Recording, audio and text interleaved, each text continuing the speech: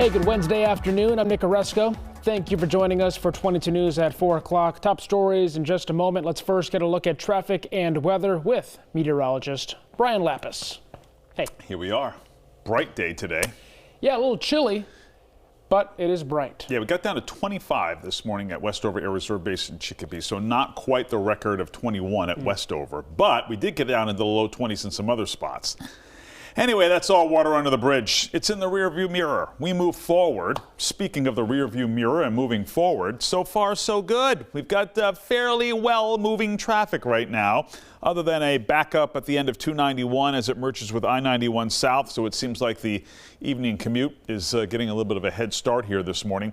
Let's take a look at temperatures right now. And you can see here that we've got temperatures in the mid 40s to low 50s in the valley, and mid 40s, mid to upper 40s right now in the Berkshires. And if you've been outside, you know it's pretty much 100% blue sky here today. And we've got more of that to come, I expect, for tomorrow, and warmer. We'll show you with a 22 News Storm Team forecast. The ceasefire in Iran appears to be threatened as the country has once again closed the Strait of Hormuz. Iranian officials say the move is in response to continued Israeli strikes on Lebanon, who Israel says is not protected under the agreement. Those strikes today killed 112 people in the Lebanese capital and injured over 800 others. In response to the strait's closure, the White House demanded its immediate reopening. The Strait of Hormuz has been a major focus of the war, and the closure over the past month has significantly driven up fuel costs around the world.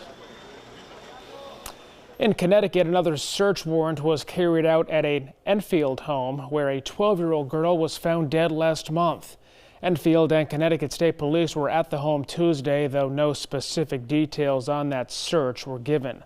The girl was found dead in her bedroom on March 18th. The girl's stepfather, Anthony Federline, was arraigned Monday and is charged with first-degree sexual assault and risk of injury to a minor. The cause of the girl's death remains under investigation. In East Long Meadow now, police continue to investigate an alleged kidnapping incident that happened near the high school on Tuesday. Officers were able to identify both people involved and confirm they are safe. Calls to police started coming in at around 5:30 yesterday evening, with witnesses describing a man and a woman arguing, and the man allegedly trying to force the woman inside a car. Officials say both are currently separated and safe. East Long Meadow's police chief says situations like these are an example of why saying something when you see something is so important. If you see something, say something, and public safety, community safety is a partnership. The police can't do it alone. We rely on the community to help us. No one has been arrested in this case, at least as of yet, but police say there is no threat to the public. The Duxbury mother accused of killing her 3 children is now willing to admit her role in their deaths. The attorney for Lindsay Clancy submitted a new motion for a divided trial last week. They also told the court that Clancy would make her admission in writing, leaving her state of mind as the only issue for the court to decide at trial. Earlier this month, a judge denied Clancy's request to split her murder trial into 2 parts. The 35-year-old is accused of strangling her 3 young children in January of 2023 before attempting to take her own life, leaving her paralyzed. Her trial begins in July. Some look at the weather begins right now. Cool start today. We only go up in temperature from here. Yeah, nice warming trend. I was actually asking our Facebook followers, what would you rather, the brightest day or the warmest day? I'll take the warmth. All right. Well, and you know what? We might get both tomorrow with temperatures above average and fairly bright. Let's take a look at what's happening out there right now. You can see here on clouds and radar, we are mostly clear. In fact, just about 100% blue sky as we get into the late afternoon hours, and that's confirmed here on the 22 News Storm Team Skycast.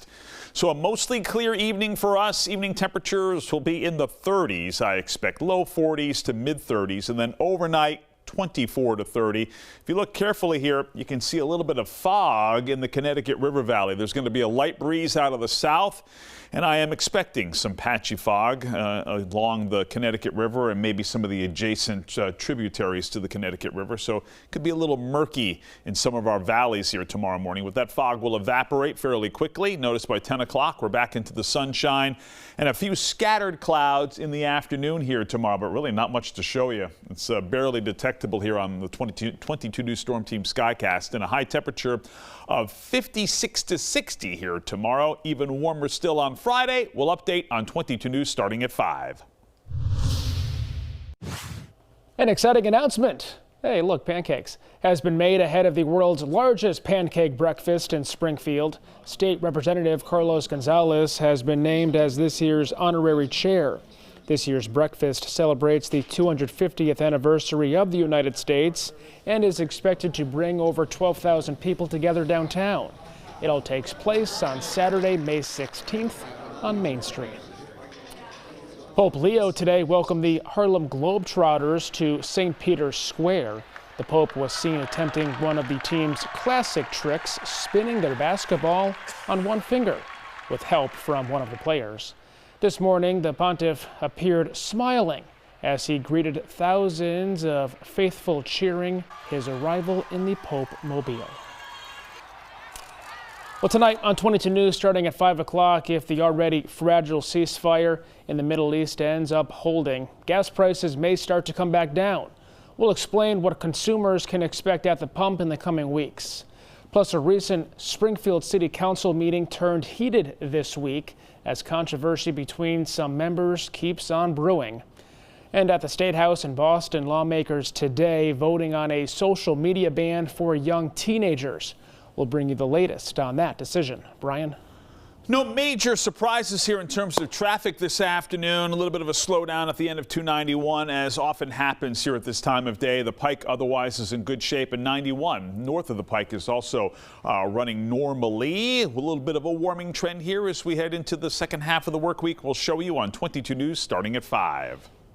Updates anytime, all the time, wwlp.com, the free 22 News app, and always on 22 News Plus. We'll see you tonight starting at 5.